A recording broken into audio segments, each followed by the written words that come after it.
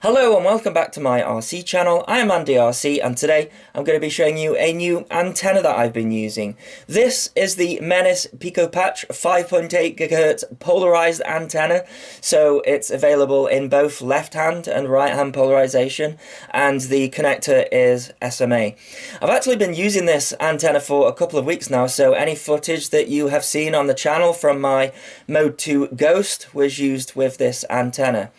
So what is the advantage of this one? Well, up until now I've been using their Invader antenna, and as you can see it's a lot smaller, so it's designed to fit in your goggle case better, and the Pico is 9.4 decibels against the 6.5 decibels of the Invader, so it's a higher gain antenna as well.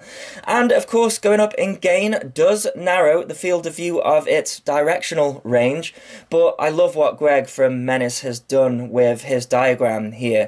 You know, a lot of us FPVers just love to fly, and while some of us like to get into the logarithmic scales to calculate benefits of a particular antenna, the majority of us just want to know the benefit in distance. And Greg has done the calculations for us to give a rough estimation in meters the difference between the antennas. So you can see here on 25 milliwatt, the green circle, which is the omnidirectional Raptor, is good for 300 meters in every direction.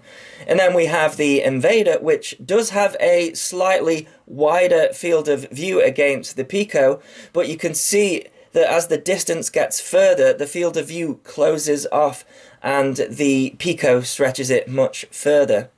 Then, if you look at the side, Greg has calculated for a change in power, so you can guesstimate 100 milliwatts up to 600 milliwatts without having to get the calculator out. So thanks to Greg for going the extra mile there for the majority of us, because dB is not linear, and every time I try to do the calculations, my head starts to hurt.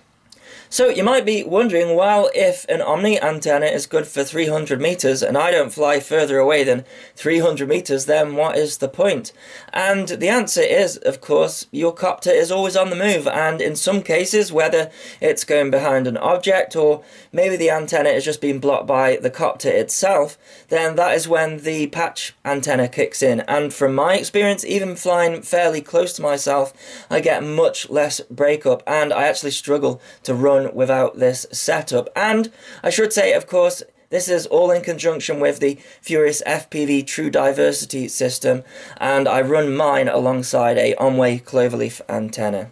So I think if you fly in close to yourself, you won't notice a huge difference between the Invader and the Pico, but the smaller size is what's doing it for me, and the video, just like the Invader, is really clear, so that is why I'm going to be switching to the Pico from now on.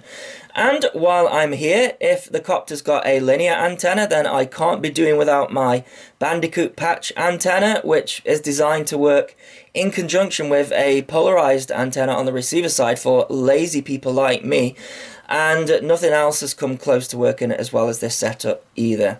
So I'll link the Pico in the below. I think it's going to be shipping from the UK in the next couple of days, and it's also going to be available at Get FPV and Pyroflip in the next week or so as well.